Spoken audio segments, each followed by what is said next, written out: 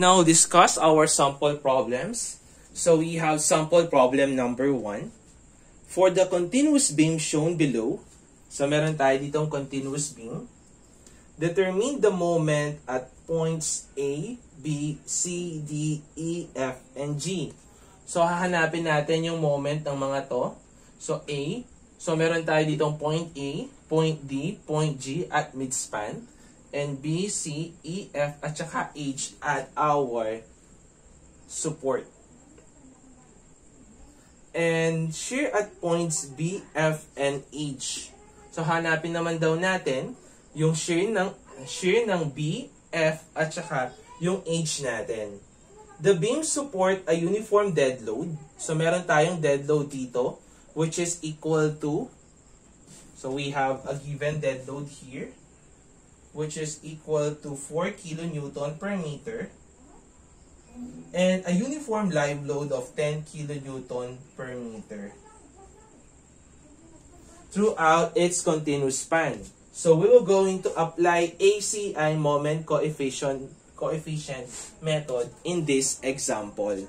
So siyempre meron tayong dead load, meron tayong live load. We will going to use that para ma-compute natin yung value ng ultimate uniform load natin na maa-apply dun sa buong structure natin. So for this one, yung structure na, yung WU natin, it is only applied dito sa mga clear span natin. So ito yung WU natin. So hahanapin ngayon natin yung value ng ultimate uniform dead load natin. And of course, gagamitin natin dito yung ACI moment coefficient method. Kaso nga lang, in computing for the value of in using ACI moment coefficient, meron tayong tatlong criteria na dapat tingnan. So first, using ACI moment coefficient,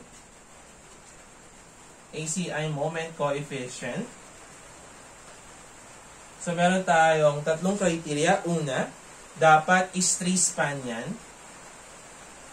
3 spans. So, titingnan natin ilan yung span natin. We have first span, second span, at saka yung third span natin. So, okay tayo dito. So, next naman is yung loads are uniformly distributed.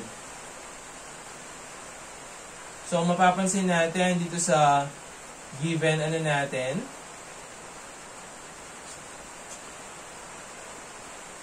Distributed. So, mapapansin natin dito is uniformly distributed naman talaga yung loads natin throughout the span, throughout the beam. And of course, dun sa third criteria natin, dapat yung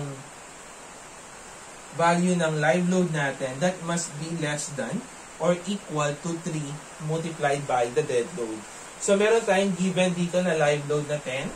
So pagko-compare natin yan to the value ng 3 times the dead load, so, meron tayo dito 3 multiplied by yung dead load natin na 4.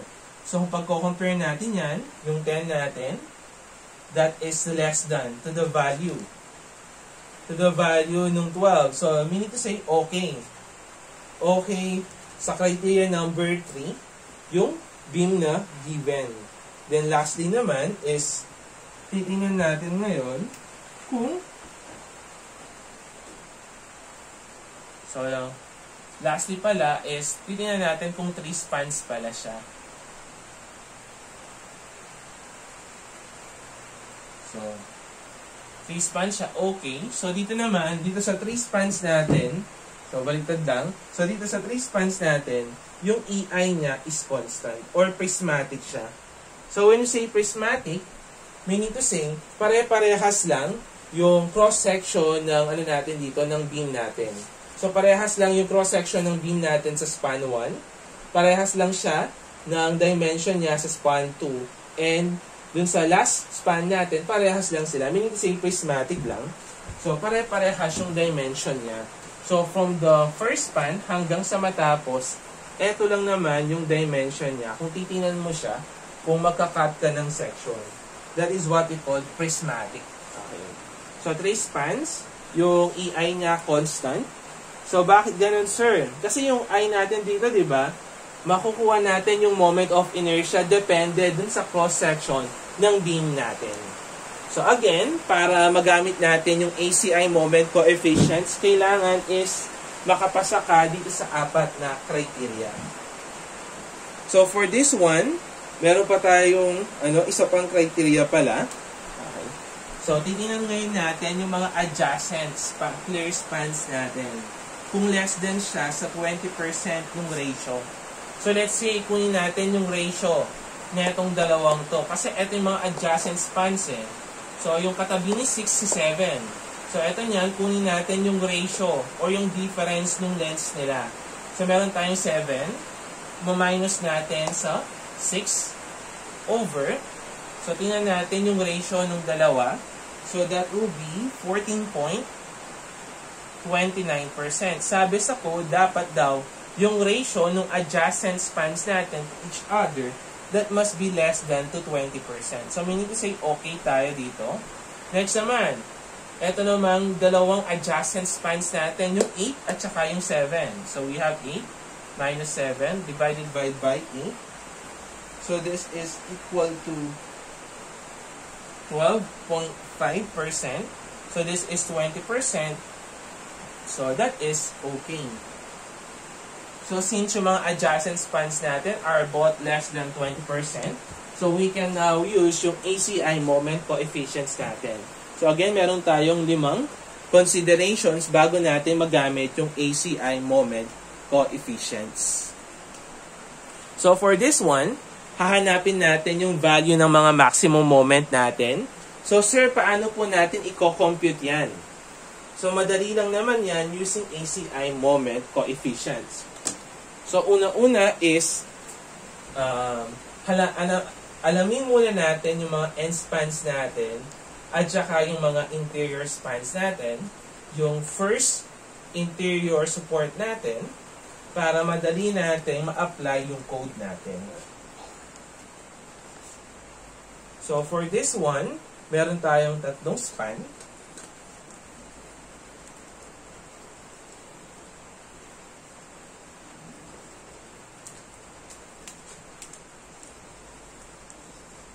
Ayan. So meron tayong 3 span dito. So ito yung natin. So meron tayo dito, ito yung end span natin. And siyempre, yung matitira, that will be your interior span. End span.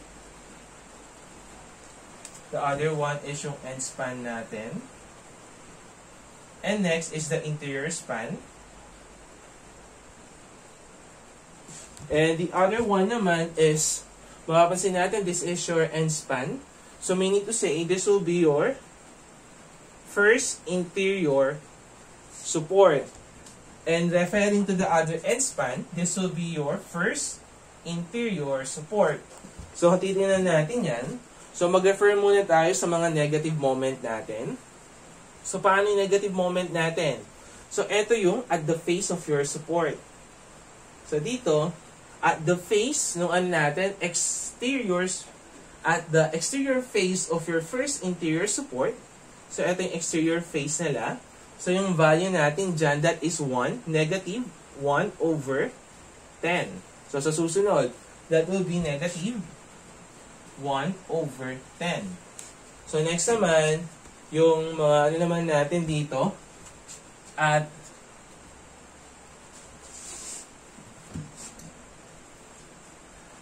other faces of interior supports. So ito yung mga interior supports natin, yung other faces nila, ito yan. Yung isang face, yung interior faces nila. So this will be daw negative 1 over 11. Next naman, yung last na kukunin natin dito na value ng coefficient natin is yung negative coefficient natin at age. So titingnan natin at negative moment. So sabi dito, at interior face. So this is your external support. Tama? This is your external support. And it happens that your external support is a column. Sabi dito, at interior face of your exterior support, eto yan. Interior face down, no? Exterior support natin. So this is your exterior support. For members built integrally with supports. where support is a column. So, yung coefficients daw natin dito, that is negative 1 over 16. So, after natin makompute yung mga negative coefficients natin, paano naman yung mga positive coefficients natin? So, unahin muna natin etong sa interior span natin. So, that will be positive 1 over 16. Next naman, what will be the coefficient nung nasa G natin? So, sabi dito sa positive moment, at end span. So, ito yung mga end span natin. So, yung mga positive moment natin, sa kada end span, that is yung point G at saka yung point A natin. Sabi dito, discontinuous and unrestrained. So, meaning to say, meron daw tayong discontinuous and unrestrained. So, meaning, wala daw support yung end span natin. So, dito parehas naman na may support sila. Yung A at saka yung G, parehas na may support silang dalawa. So, with that, under sila dun sa discontinuous and integral with support. So, since wala namang katuloy yung span natin at both end, so tapos parehas silang merong support, edi parehas yung value ng coefficients natin, which is equal to 1 over 14. Same with point A. So, that is positive 1 over 14. So, let us now calculate yung mga values ng mga moments natin for this one. So, siyempre, bago natin mag-compute yan, hanapin muna natin. So, gagamitin natin dyan. This will be your MU, that is yung coefficient, multiplied by WU, multiplied by L sub n squared over, wala pa ng over yan, ayan. So, this will be your formula. Wherein yung L sub n natin, that is yung clear span natin. Wala naman tayong problema dyan kasi given naman, we have 6, 7, at saka 8. And then yung WU natin, i-compute natin yan, given na rin yung C natin. So since, ano tayo dito, WU, meaning to say, dapat naka-ultimate yung mga loads natin dito. So we have 1.2 WDL plus 1.6 W live load. So for this one, meron tayo ditong value ng 1.2. Yung W dead load natin, that is 4. Plus 1.6 live load natin, which is equal to 10. So we have a value of your WU, or your ultimate uniform dead load, which is equal to 20.8 kilonewton per meter. So nakuha natin yung WU. Next naman is hanapin ngayon natin yung value ng mga moments natin. So unahin muna natin yung moment natin at point A. So that will be yung coefficient natin, that is positive 1 over 14. So yung WU natin, so that is equal to 20.8. And then yung L sub n natin, since end span lang naman yan, so gagamitin natin is yung clear span natin at mid span at end span, which is equal to 6. So you have a value which is equal to positive 53.49 kilonewton meter. How about naman yung sa point B natin? So yung point B natin, since yung point B natin, that is negative moment. So negative yung magiging coefficient natin, and at the same time yung WU natin, that is 20.8. So dito naman, since yung point B natin or yung support natin dito, yung support natin dito is nakapagitan siya dun sa end span at saka interior span. So, kukunin lang natin yung average nung dalawang clear span natin. So, kunin lang natin since yung point B natin nandito sa support na to, tapos nakapagitna siya sa dalawang span na 6 at saka 7, kunin lang natin yung average tapos squared natin.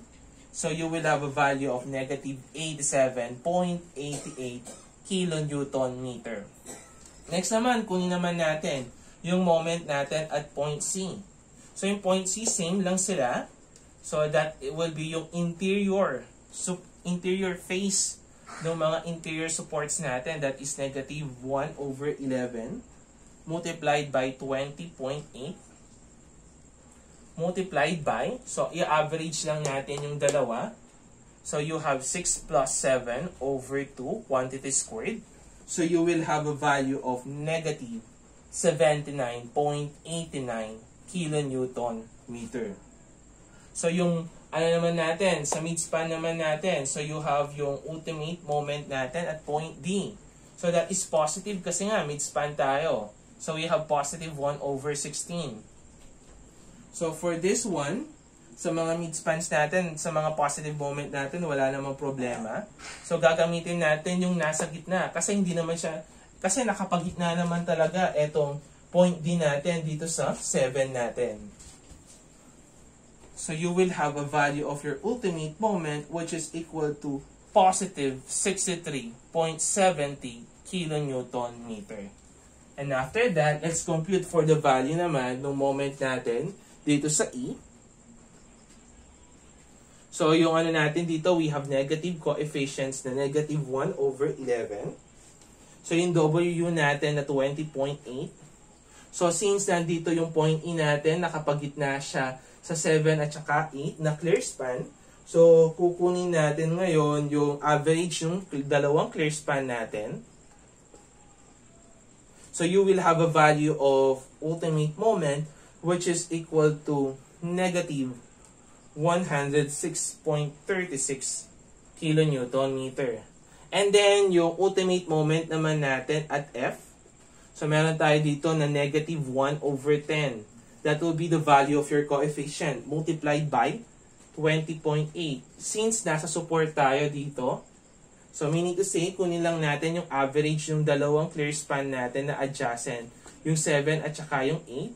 So you will have a value of your ultimate moment which is equal to negative 117 kilonewton meter. Then next naman yung sa G natin. So, for your G naman, since nasa ano tayo, nasa midspan tayo, so that will become positive 1/14. So, WU natin na 20.80. And then, yung clear span natin, that will be 8. Kasi nakapagitna lang tayo sa isang span. So, you will have a value which is equal to positive 95.09 kilonewton meter. And lastly, for the value of your ultimate moment at point H, so meron tayo ditong negative moment, so meron tayong negative coefficient multiplied by 20.80 multiplied by, since end span lang naman tayo dito, so nandito lang naman yung 8 natin, wala na siyang adjacent span dito. So since eto pinakahuli na to, tapos ano pa, wala pang katuloy na span dito, so gagamitin na natin yung buong 8. So you will have negative 83.20 kilonewton meter. So yan yung mga values sa mga maximum moment natin. So after that, so dito sa ano natin, dito sa problem natin, nire-require din tayo after natin ma-compute lahat ng mga moments natin at specified points, namely at point A hanggang point F. Pinapahanap din dito sa problem natin what will be the value ng mga shear natin, daw, at point B, at point F, at saka at point H naman. Ayan. So, hanapin natin yung mga shear natin dyan, or yung shear force natin. So, yung shear force natin, that is equal to C, yung coefficient natin, multiplied by WU, multiplied by yung L sub n natin, multiplied by 2. So, for this one, wala naman tayong problema sa L sub n, sa WU. Problema lang natin, what will be the value of your coefficients. So, for this one, tingnan natin. So, hahanapin daw natin yung sa point B, sa point F, at saka sa point H. So, for this one, kapag sinabi natin na point F, at saka point B. So, eto yung mga end span natin. So, eto niya, this will be your first interior supports. Sabi dun sa code natin sa ACI, at the exterior face of your first interior support. Okay? So, eto niya, nandito sila sa exterior face. Nasa labas kasi yan. Of your first interior support. For the value of your shear force, your coefficient will be 1.15. 1.15. And the rest nun, beside, ano lang napaka-special mention lang nung exterior face, nung first interior support. And yung sa mga the rest nun, that is 1.0 na. Okay. So for this, para makuha natin yung value ng shear force natin, ultimate shear force natin at B muna.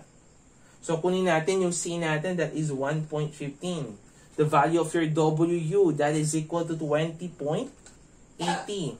And siyempre, yung clear span natin is, since nandito nakapagitna si B, sa 6 at saka sa 7, kukunin natin yung average ng dalawang clear span, divide by 2, and then i-divide pa natin yan by 2. So you will have a value which is equal to 77.74 kilonewton. Then next naman is yung sa F natin. So yung F natin, parehas lang naman sila na coefficient na 1.15, yung WU natin na 20.80, multiplied by yung L sub n natin. So what will be your L sub n in this one? So nakapagitna si F sa mga clear span natin na 7 at saka yung 8 natin. So that is 7 plus 8 over 2. Ito yung L sub n natin, and then i-divide pa natin yan by 2. So you will have a value of 89.70 kilonewton. And lastly, at point H natin, kunin natin ngayon yung shear force natin at point H. So ito naman, meron tayong 1.0 multiplied by 20.80 multiplied by. So since end span na lang yan, gagamitin na lang natin to, hindi na natin. So you will have a value of 83.20 kilonewton. So ganun lang kasimple yung pagkuha ng mga moments natin at saka shear using ACI moment coefficient.